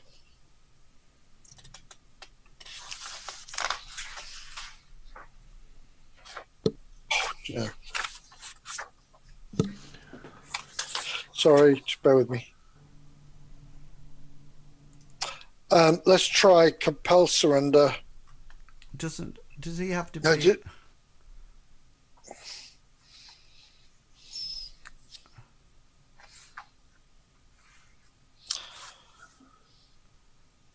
Yeah, that is. We've had this before. Force the surrender of a disadvantaged opponent has been disarmed, unable to. No, he has not been disarmed. He's chucked his spear. It's got nowhere. He unable to gain his footing. No. Serious or worse wound. No. He's shouting for people to come down this down here, and he's sort of like he's not disadvantaged at all. Okay, in which case I will try. He tries to fumble his folders.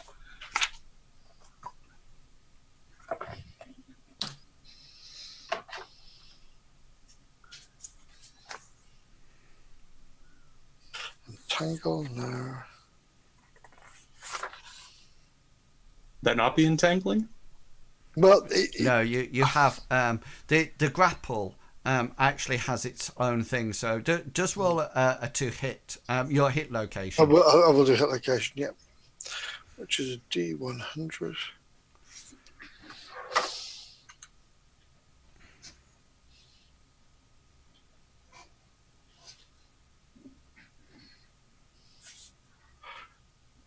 Hit locations are 1d20. Medivac. Yeah, sorry, yeah.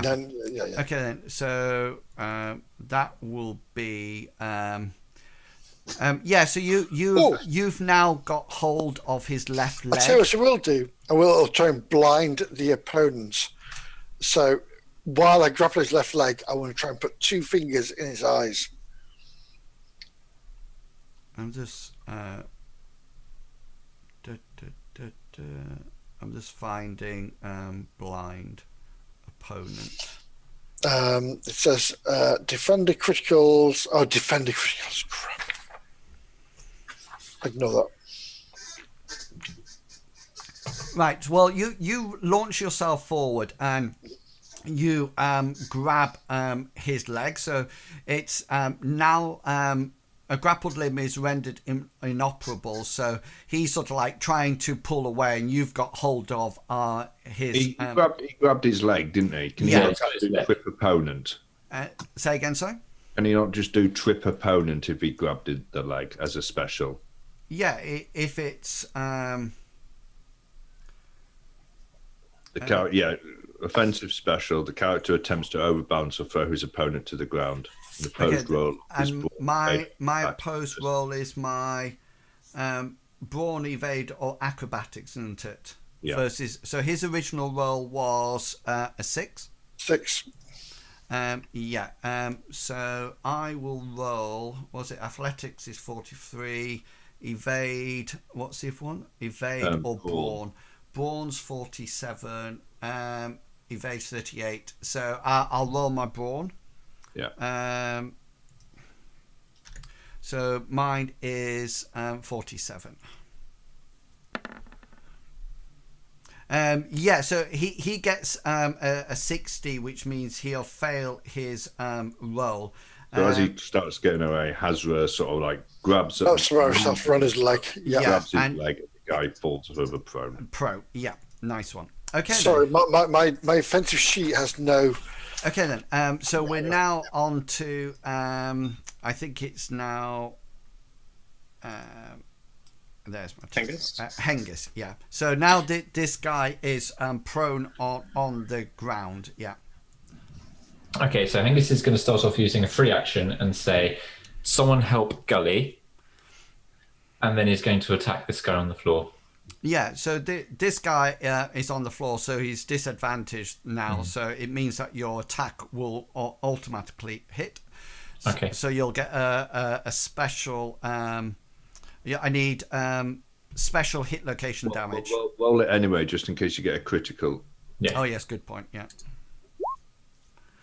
Yeah, so you'll get 2 specials, then hit location, and then damage. Okay, so he'll use circumnavigate parry. No, you can't use that because you're not. Does that doesn't count for auto block? Never mind.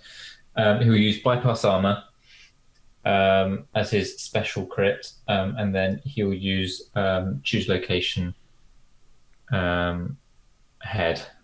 Okay then. As he lunges in to finish this guy off. Cool.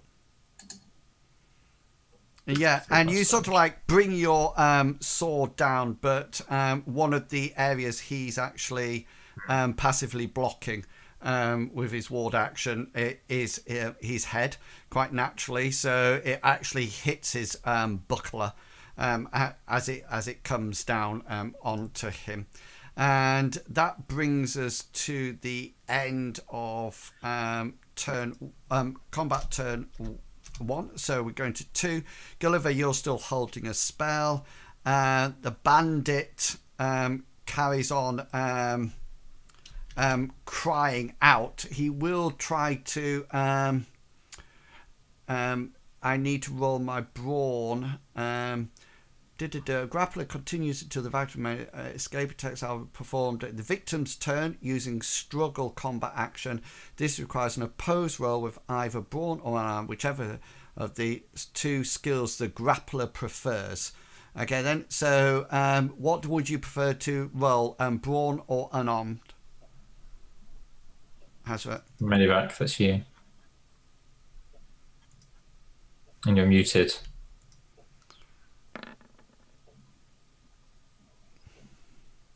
Sorry, brawn. Right, brawn be fine. Okay then, so roll your brawn. I've succeeded with a 17. Yeah, you'll get a critical on that, which means you continue to grapple him. Yeah, and it's Bartleby, your turn. Bartleby will pray for the heavens controlled by Amriel to help Hengist. I'm going to be casting this prayer with this roll. Yeah, so that will go on nicely onto Hengist's weapon, and that then takes us to you, Hazra. So if you tell me your roll your damage modifier. Certainly, if I can find my damage. My damage modifier is 0. I don't have one. Okay, then. So you're still holding on to his leg, but you're not doing any damage to him. So you're just literally holding him there. Bite him. Do you wish to bite him? I wish to bite him. Yeah. Okay then. Bite his leg. Well, roll your unarmed combat. Oh, I saw this earlier. Yeah, you sort of like grab your teeth around his thing. Highly. No! Sorry, I have to say at this point, Hazra, I think that is probably the most unlikely thing a nomad would do. But there you go. You sort of like try to take a chunk out of his leg. Okay. I hang my head in shame. Yes, this part really caught me unawares. Hazra told me afterwards that biting is part of his character and that he grew up on the steppes wrestling and doing this type of fighting. And, you know, when push comes to shove, he's prepared to do anything. I have, since this encounter, my rather big outburst, I apologise to him, and you can see that in the screen here. Bite onto leather. Hengist, you're sort of like looking above as you see Hazra gnawing away. I think he's a twit. Gnawing away at this guy's leg. And Hengist, it's survival. Hengist, we're up to you. Right, Hengist is going to carry on hacking away at this guy because he needs Hazra freed to go and save Gulliver, who's all on his own. Yeah, so it's not to reverse that. You don't need to because it's an automatic hit. You're just rolling if you're at crit. Okay, so he will use choose location, right leg, For Isn't that the one that Hazra is well, wrapped no, around? Hazard's on his left leg. Oh, right, okay. I thought he got a 4 or something, didn't he? Yes, he's on his left leg. Okay. Yeah. For I'm going to use point of luck to reroll. Okay.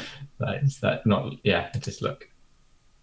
Yeah, so that slices into his leg. That's 4. So he needs to roll. Oh no, not that one. Sorry, this one. Let's just hope there's only one bandit in the whole place. I know. Oh yeah, there's Don't bound forget, to be. Gully. I'm trying to look after you. Yeah. He sort of like you sort of like whack his leg, and he fails his endurance roll, and he passes out unconscious. And as he passes out unconscious and Hazra's on the ground, Hengist, you look up, and from this area up here, you can see from the bandits shouting. There's currently 4 of the bandits armed in a similar way, coming round that corner and heading down to your location. Let me just pop them on. Paste.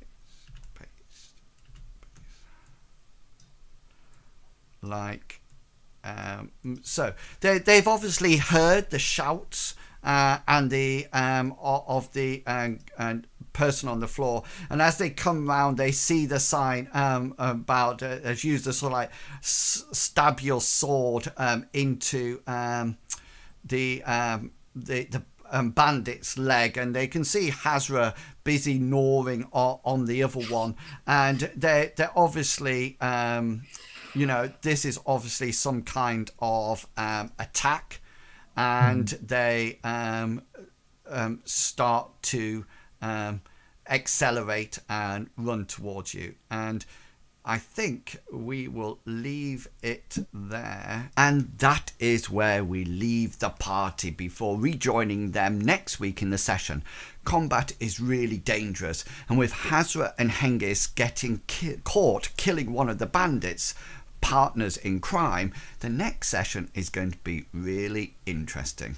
Hope you enjoyed this session, and sorry once again for that I'm having to communicate highlights with you. It's completely up to me, down to me, and technical issues. And of course, as a good DM, I humbly apologise to the players for any rules which I got wrong, or any or when I threw doubt onto players, the players' characters and how they should or should not react. As a GM, I continue to live, learn, and reflect. Anyway, see you all next time in the next thrilling episode of Mythras, the Odes campaign. See ya. Bye.